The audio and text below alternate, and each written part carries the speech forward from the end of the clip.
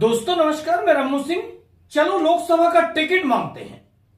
ऐसा लग रहा है, ऐसा लगता है जैसे लोकसभा टिकट मांगने का सीजन चल रहा हो, क्योंकि कई नेता ऐसे हैं जिन्होंने नगर निगम चुनाव के दौरान महापौर का टिकट मांगा, फिर विधानसभा चुनाव में विधानसभा का टिकट मांगा, अब लोकसभा का टिकट मांग रहे हैं। कुछ नेता ऐसे भी हैं, उन्होंने विधानसभा का टिकट इस और उस विधानसभा से मांगा, यानी कई विधानसभा सीटों से उन्होंने टिकट मांगा, कहीं से भी मिल जाए। अब लग गए हैं वही नेता लोकसभा का टिकट मांगने।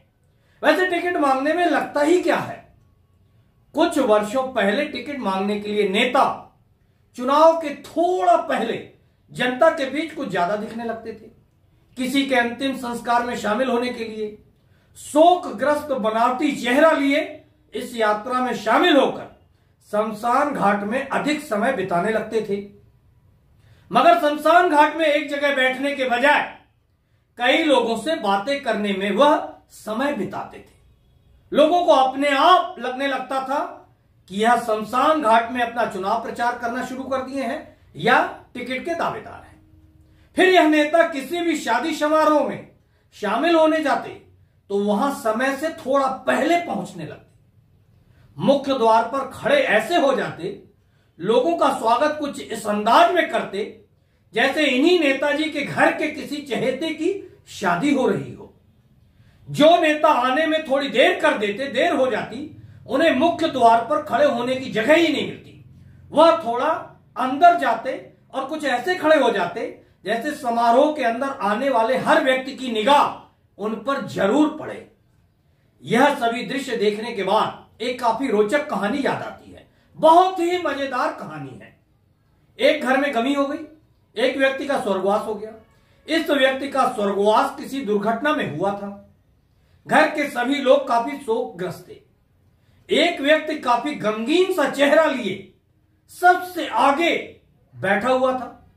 अंतिम यात्रा में भी आगे आगे देखा जा रहा था।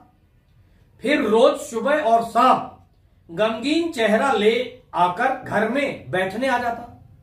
तभी घर परिवार रिश्तेदार आपस में एक दूसरे की तरफ इशारा करते, यह महाशय कौन? इशारे में ही लोग जवाब देते, हम नहीं जानते।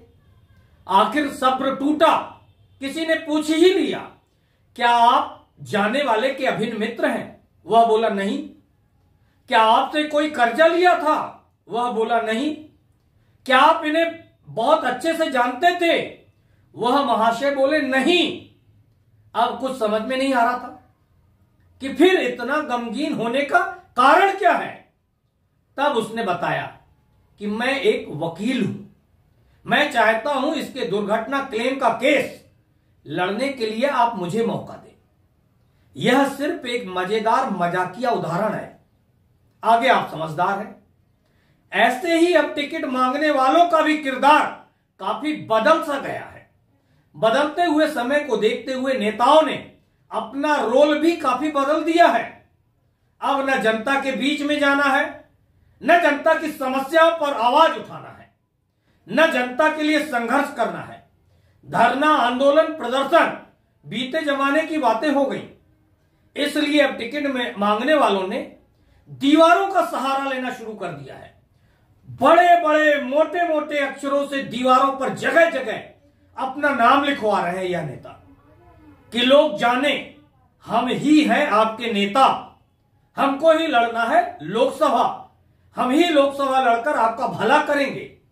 भले जीतने के बाद सिर्फ अपना भला करते नजर आए, जैसे अधिकांश लोग कर रहे हैं। क्या आप लोगों को लगता है, क्या आप लोगों को दिखता है कोई ऐसा नेता जो पूरे लोकसभा क्षेत्र में जनता के लिए आवाज उठा रहा हो, जो जनता की समस्याओं पर बोल रहा हो, जो सड़क, बिजली, पानी के बाद रोजगार की बात भी कर रहा हो, जो युवाओं को काम देने दिलाने की आवाज बुलंद कर रहा हो? दीवार वाले नेताओं को दीवारों पर रहने दीजिए। आप तो ऐसे नेता को ढूंढिए जो दीवारों से निकलकर दिलों तक पहुंचे, आपकी उचित आवाज बन सके, क्षेत्र का विकास कर सके, समस्याओं पर मौन धारण न करे, खूब पैसा कमाने की रेस में न शामिल हो, पैसा जोड़े, पैसा समेटे, मगर क्षेत्र के लोगों के लिए, क्षेत्र में रोजगार के अवसर बढ़ाने के लिए कुछ काम भी करे, कुछ विकास करने का जुनून भी दिखे। बाकी दीवाल वाले नेता अगर लोकसभा का टिकट पाते हैं और चुनाव जीत जाते हैं तो अगले 5 सालों तक इन्हीं दीवारों पर आप और आपकी समस्याएं सर पटकती नजर आएंगी। इस खबर पर आप क्या सोचते हैं, कमेंट्स बॉक्स पर लिखकर बताएं। इस चैनल को सब्सक्राइब करिए, बेल आइकॉन दबाना बिल्कुल मत भूलें। बहुत बहुत धन्यवाद दोस्तों।